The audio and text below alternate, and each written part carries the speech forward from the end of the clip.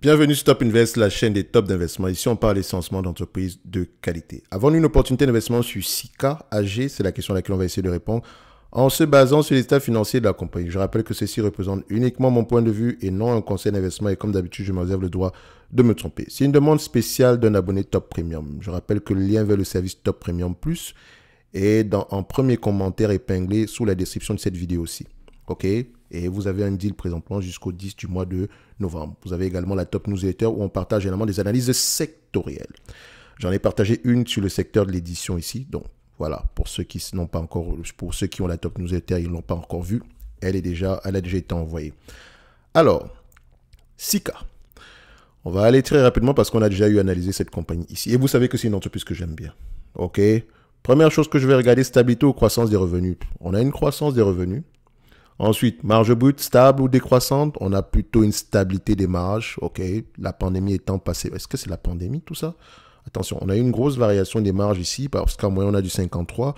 On est descendu à peu près à 49. Donc là, on remonte un tout petit peu. Donc, il faudrait vérifier dans les rapports financiers, mais qu'est-ce qui s'est passé à cette période-là pour avoir des marges aussi peu élevées? OK. Est-ce que les marchés finaux sont cycliques? Il y a de grandes chances que oui. Mais voilà, ce n'est pas une entreprise qui n'a jamais vécu un cycle ici. Ensuite, déjà, il faut que je vérifie. Elle est cotée en bourse depuis. Pourquoi est-ce que je n'ai pas énormément d'historique ici? Donc, je vais regarder Sika.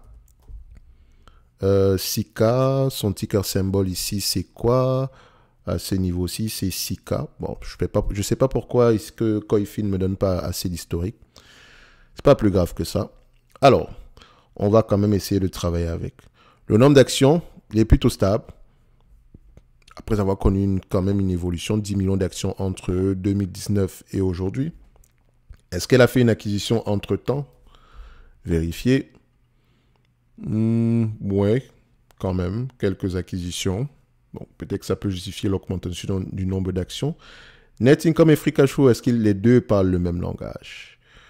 On a ici, voilà, net income et free cash flow, sur le même graphique, ont tendance à aller dans le même sens. On me dit souvent ici que Thierry, on ne voit pas bien avec ça. Je peux renforcer stick. Voilà. Dites-moi si c'est visible, si c'est plus visible comme ça en commentaire. Donc, les prochaines vidéos, j'aurai tendance à ajuster ça en conséquence. OK. Donc, ici, on va mettre free cash flow un peu plus prononcé. Voilà. OK. Donc, les deux ont tendance à parler le même langage. Je pense même que les free cash flow sont même plus élevés que ça. Mais attention, je n'ai pas énormément de data ici. Je ne sais pas pourquoi est-ce que Coifin le fait. En tout cas, ce n'est pas plus grave que ça. Ensuite, on va regarder les marges EBITDA. Est-ce qu'elles vont dans le même sens? Plutôt stable. Encore une fois, pas assez de data ici. Mais il me semble que c'était plutôt stable ici. La dette nette sur EBITDA, on a 4,1 fois les EBITDA ici. OK. Je vais regarder l'EBITDA en termes de volume. Est-ce que l'EBITDA en termes de volume a diminué? Non, plutôt stable. Est-ce que la dette nette a augmenté en termes de volume? Oui, 7 milliards 380. Donc, il faudrait vérifier. Est-ce que ce n'est pas l'acquisition qu'on a eu à effectuer ici qui a augmenté le niveau d'endettement? Non, peut-être qu'on a fait l'acquisition d'une entité qui était très endettée ici. Dans tous les cas de figure, l'entreprise a les moyens de repayer cette dette-là, mais on est déjà à des niveaux assez élevés ici. Et ce n'est peut-être pas la première fois. Donc, ça veut dire qu'elle va avoir tendance à digérer cette dette-là. Donc, est-ce qu'elle a des free cash flow ici? Généralement, les free cash flow sont aux alentours d'1 milliard par là. Elle peut repayer la dette nette ici en 7 ans, moins de 10 ans, c'est parfait. Donc, en matière d'évaluation, ça va donner quoi? C'est quand même un business ici qui a un grand historique. Le marché a tendance à payer une vingtaine de fois les bénéfices pour ce genre de business. Je vérifie toujours les free cash flow. Les deux vont dans le même sens ici. Parfait. Donc, je prends les bénéfices nets ajustés. Est-ce que les analystes ont tendance à faire de bonnes prévisions ici pour ce business? 75% du temps, ils ont raison. C'est bien d'avoir raison 75% du temps. Mais si les dernières années ici, on était sur une période assez bonne pour cette compagnie, il faut connaître à peu près les drivers de la croissance. La pandémie est passée par là, ça peut être justifié.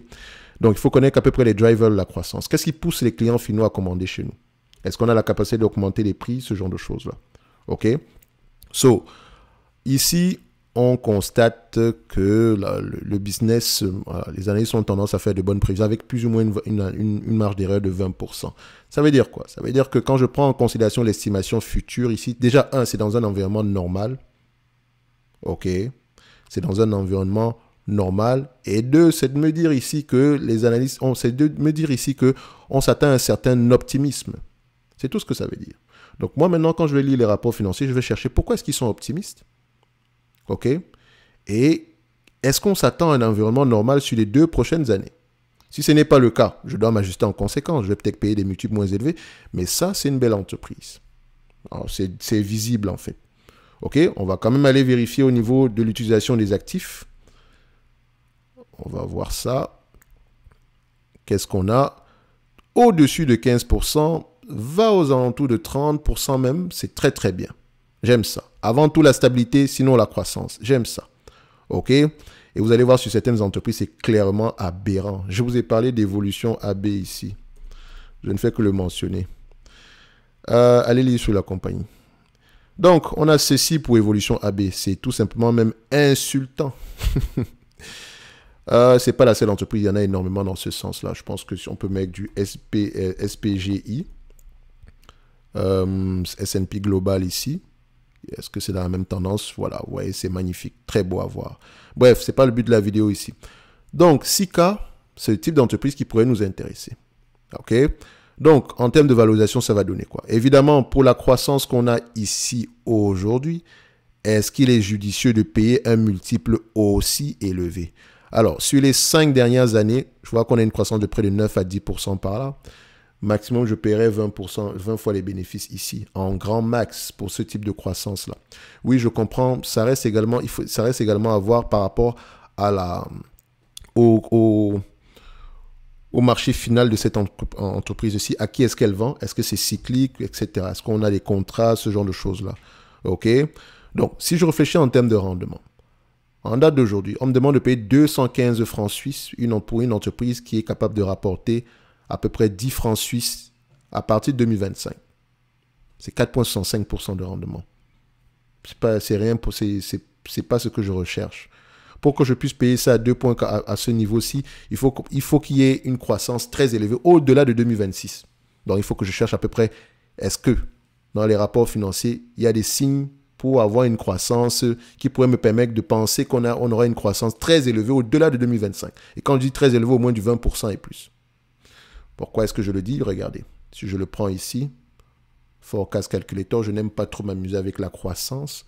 Mais voilà, estimé, on s'attend du 10% en moyenne. OK? Si je prends ce business-ci à 20 fois les bénéfices, je ne paierai pas plus que 266 francs suisses. D'accord? Donc, ici, imaginez que je prends une croissance, par exemple, je vais mettre 20%. Vous allez voir que ça change beaucoup de choses. Toujours avec nos fameux 20 fois les bénéfices. Maintenant, je paierai la compagnie ici à un prix max de 350. Or, si je paye ça aujourd'hui, si je paye cette compagnie en date d'aujourd'hui, en prenant en considération la croissance des bénéfices futurs, etc., à 20%, je m'attends à un rendement ici, sans les dividendes, de 9,77%. OK? En moyenne. C'est très bien. C'est une bonne chose. Mais alors, qu'est-ce qui justifie une croissance de 20%?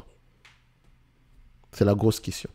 C'est la raison pour laquelle une compagnie de croissance, on ne l'achète pas à un prix qui implique énormément de croissance. Déjà, payer 25 fois les bénéfices, il faut vraiment qu'on s'attende à une énorme croissance, un peu comme avec Didino Polska. Donc, c'est toujours à prendre avec des pincettes. Si on réfléchit en termes de rendement ici, c'est une entité, d'accord, qui pourrait nous intéresser aux alentours de 150 à 100 francs suisses par là. OK? 150 à 100 francs suisses. Ce n'est que mon avis. Je me réserve le droit de me tromper. OK? Donc, si elle ne vient pas me chercher à ce niveau-là, ce n'est pas plus grave que ça. Il y a énormément d'opportunités sur le marché. Donc, on reste en observation. D'accord? Et une fois que le marché nous présente l'opportunité, on agit. Ce n'est pas comme si le marché ne l'a jamais présenté. 15 fois les bénéfices, on vous l'a vendu en 2008 ici, à 8 fois les bénéfices. 8 fois les bénéfices. Celui qui l'a acheté à 15 francs suisses ici. OK? Par rapport aux dividendes versés en date d'aujourd'hui, d'accord, on verse à peu près 3,39. 3,39 divisé par 15 francs suisses. Il a un rendement en termes de dividendes de 22%. Mais quel est son rendement sur coût d'acquisition? Son rendement sur coût d'acquisition en date d'aujourd'hui est simple.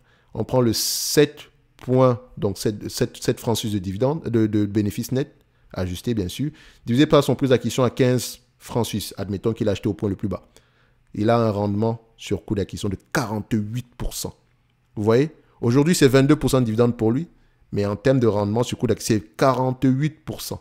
Donc, si on distribue 100% des bénéfices en date d'aujourd'hui, celui qui achète aujourd'hui aura du 3,39% au total, alors que lui, il aura 48,6%. Voilà. OK? Donc, c'est très important de surveiller vos coûts d'acquisition. Pas juste regarder la croissance de dividendes depuis 400 ans. Vous voyez, je ne parle même jamais de... Ça fait 10 ans que l'entreprise, le dividende est croissant, etc. Je sais qu'il augmente. Il y a de grandes chances qu'il continue à augmenter. Maintenant, le volume d'augmentation, etc., ça ne m'intéresse pas beaucoup. OK? Ce qui m'intéresse avant tout, c'est de l'acheter à un prix assez intéressant. Et aujourd'hui, je ne dirais pas, je dirais que le prix actuel n'est pas intéressant. D'accord? Enfin, on dit qu'il n'est pas intéressant par rapport aux multiples de valorisation qu'on a l'habitude de payer ici. Voilà. Évidemment, à 25 fois les bénéfices, sans prendre en considération la dette ici, on a 250 francs suisses. Mais voilà, je veux dire, on a des multiples quand même élevés ici. OK? Donc, tout va dépendre des marchés finaux, de la croissance future, etc. Moi, je vous ai dit, mon prix d'acquisition, c'est 150, 100 francs suisses par là. OK? Ce n'est que mon avis et non un conseil d'investissement. Comme d'habitude, je me réserve le droit de me tromper. N'oubliez pas, en premier lien épinglé sous cette description, sous cette vidéo, vous avez le service Top Premium Plus. D'accord? Et la promotion se termine le 10 du mois de novembre. OK? Merci. Un like, un abonnement, un commentaire, ça fait également toujours plaisir.